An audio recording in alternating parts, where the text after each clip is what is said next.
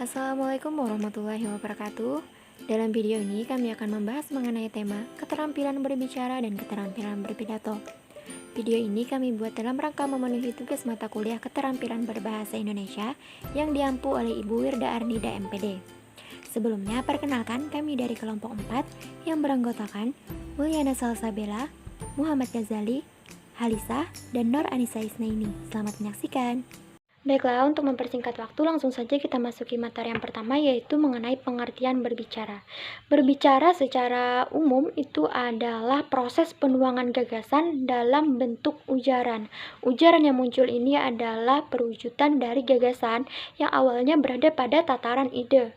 Nah, adapun menurut para ahli, saya ambil pengertian dari Sohendar, mengemukakan bahwa berbicara ini adalah proses perubahan wujud dari pikiran atau perasaan menjadi wujud ujaran. Baiklah, yang selanjutnya yaitu mengenai jenis berbicara. Kita lihat dari situasinya. Ada formal dan juga ada non-formal. Formal itu biasanya terikat akan suatu, baik itu tata krama atau kebiasaan. Sedangkan non-formal itu tidak terikat akan suatu aturan. Biasanya dilakukan secara spontan. Kemudian jenis berbicara kita lihat dari pelakunya itu ada dua, yaitu ada individual dan ada juga kelompok. Individual itu contohnya seperti orang berpidato dan yang mendengarkan itu banyak, dan juga orang yang berpuisi. Kemudian yang kelompok itu biasanya melibatkan banyak pelaku, contohnya adalah diskusi.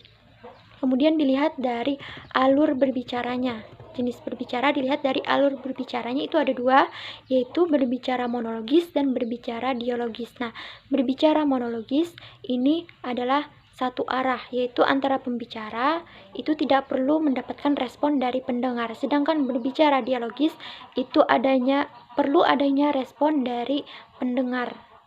Yang berbicara monologis itu seperti berpidato dan juga membaca puisi.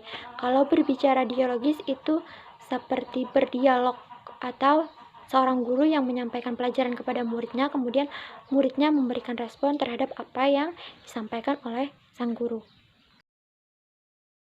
Baiklah, selanjutnya yaitu materi mengenai kaitan berbicara dengan keterampilan berbahasa lainnya. Yang pertama yaitu hubungan berbicara dengan menyimak.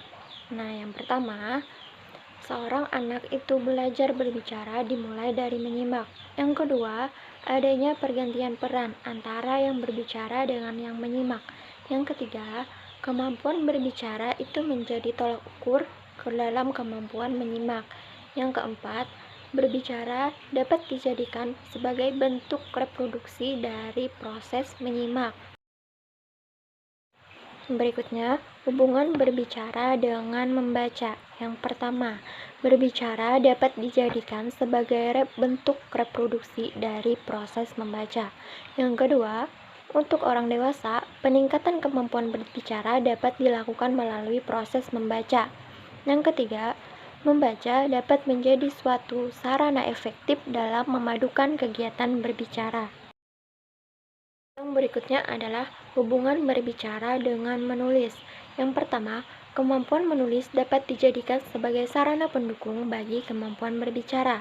Yang kedua, menulis sangat diperlukan dalam kegiatan berbicara dialog.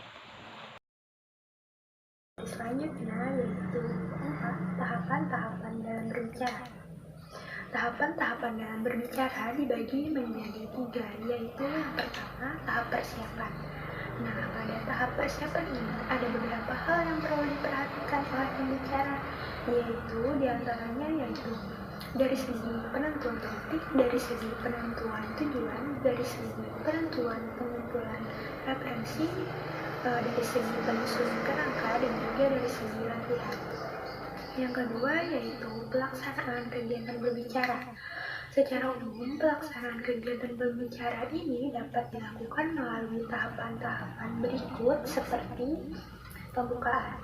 Nah, pada pembukaan ini meliputi dua pembuka, latar belakang masalah yang berkaitan dengan pembahasan dan tujuan pembahasan.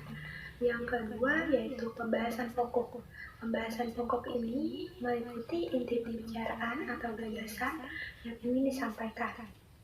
Yang ketiga yaitu penutup. Nah, pada penutup ini meliputi akhir dari seluruh kegiatan berbicara, maka dari itu hal-hal yang penting diungkapkan adalah simpulan dari seluruh uraian yang telah disampaikan.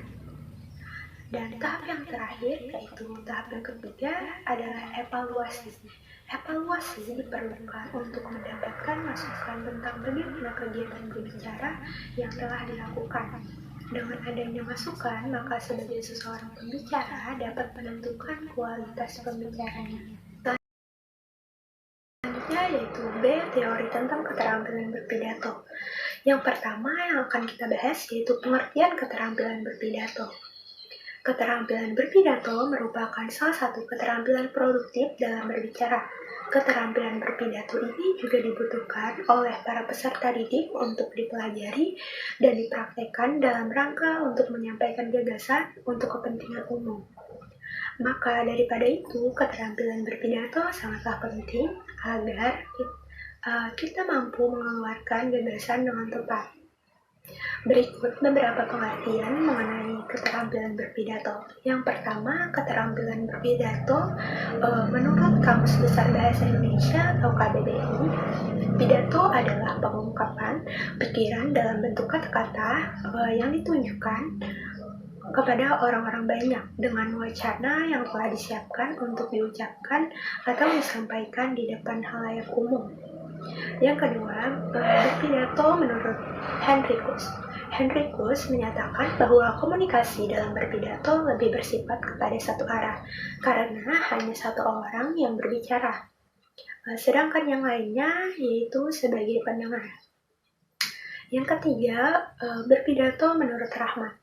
Rahmat menyatakan bahwa pidato adalah komunikasi tatap muka yang bersifat dua arah, yakni maksudnya pembicara harus memperhatikan lawan berbicaranya walaupun pembicara lebih banyak mendominasi pembicaraan. Nah, jadi beberapa pengertian yang telah saya jelaskan tadi dapat kita tarik kesimpulan bahwa keterampilan berpidato adalah sebuah seni berbicara di hadapan khalayak umum dengan adanya maksud serta tujuan. Materi selanjutnya yaitu jenis-jenis pidato. Ada 4 macam jenis pidato, yaitu yang pertama impromptu, manuskrip, yang ketiga memoriter, dan yang terakhir extempore. Yang pertama yaitu impromptu. Impromptu adalah jenis pidato tanpa teks. Biasanya dilakukan tanpa adanya persiapan terlebih dahulu. Misalnya ketika kita di sebuah acara, tiba-tiba dipanggil, disuruh untuk berpidato. Yang kedua yaitu manuskrip, yaitu adalah jenis pidato dengan teks. Si juru bicara tadi membacakan teks tersebut dari awal sampai akhir. Contohnya seorang kepala negara. Yang ketiga yaitu memoriter, yaitu adalah pesan pidato ditulis terlebih dahulu, kemudian diingat kata demi kata. Pada jenis pidato memoriter memerlukan persiapan lebih lama karena harus menulis dan menghafalkan isi pidatonya. Kesalahan yang sering terjadi pada jenis pidato ini yaitu si juru pidato tadi lupa kata yang harus diungkapkan, sehingga biasanya mengakibatkan lupa isi pidato.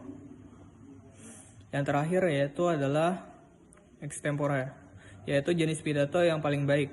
Pidato terlebih dahulu disiapkan berupa garis besarnya dan pokok penunjangnya. Garis besar itu menjadi pedoman saja dan tidak perlu mengingat kata demi kata. Justru pidato yang garis besar tadi dikembangkan sendiri pokok-pokoknya atau garis besarnya menurut bahasa dan gaya si orang yang berpidato. Selanjutnya yaitu sifat-sifat pidato. Yang pertama yaitu pidato pembukaan. Pidato pembukaan adalah pidato singkat yang dibawakan oleh pembawa acara. Selanjutnya yaitu pidato pengarahan. Adalah pidato yang berisikan pengarahan pada suatu acara. Ketiga yaitu Pidato sambutan. Pidato sambutan adalah pidato yang disampaikan pada suatu acara atau kegiatan atau peristiwa yang dilakukan atau dapat dilakukan oleh beberapa orang dengan waktu terbatas dan dilakukan secara bergantian. Selanjutnya yaitu pidato peresmian. Pidato peresmian adalah pidato yang disampaikan oleh orang yang berpengaruh untuk meresmikan sesuatu. Selanjutnya yaitu pidato laporan, yakni adalah pidato yang berisikan atau melaporkan suatu tugas atau kegiatan. Yang terakhir yaitu pidato pertanggungjawaban, adalah pidato yang berisi sebuah laporan pertanggungjawaban. Prinsip pokok dalam terampil berpidato. 3P, yaitu vokal, verbal, dan visual. Semuanya berkaitan dengan bagaimana manusia mampu menyerap informasi secara maksimal. Yang pertama, vokal, yaitu mengubah bunyi menjadi kata, ungkapan, atau kalimat. Segi vokal ini menyangkut intonasi suara, tinggi dan rendahnya suara, monoton atau datar atau berirama, bahkan diam. Aspek pentingnya juga mengenai kapan harus diam dan kapan harus bicara lagi. Yang kedua, verbal, yaitu menyangkut artikulasi suara, kejelasan dalam pengucapan suara, huruf, pemilihan kata-kata yang tepat dan sesuai untuk mendengar bahasa. Yang digunakan yang ketiga yaitu ada visual. Visual adalah mencakup ekspresi tubuh, baik dari gerakan badan, tangan, dan alat bantu, atau media yang digunakan. Teknik terampil berpidato yang pertama mulai dari audience. Caranya dengan mulai berbicara dari konsen para pendengar. Kemudian arahkan mereka ke tujuan yang ingin dituju dengan menyampaikan gagasan.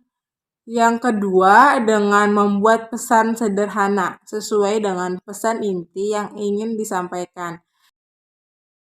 Cara yang ketiga yaitu bertindak antisipatif untuk menjawab pertanyaan yang ingin diajukan oleh para pendengar. Cara keempat yaitu belajar membuat kecepatan jeda berbicara, mempengaruhi isi pesan, tingkat emosionalitas, dan intelektualitas. Yang kelima ada dengan menguasai bahasa tubuh, hal yang penting dalam berpidato. Maka bersikaplah bahwa Anda dalam keadaan terkontrol oleh diri Anda sendiri. Selanjutnya, mengontrol dan mendapatkan perhatian dari para pendengar.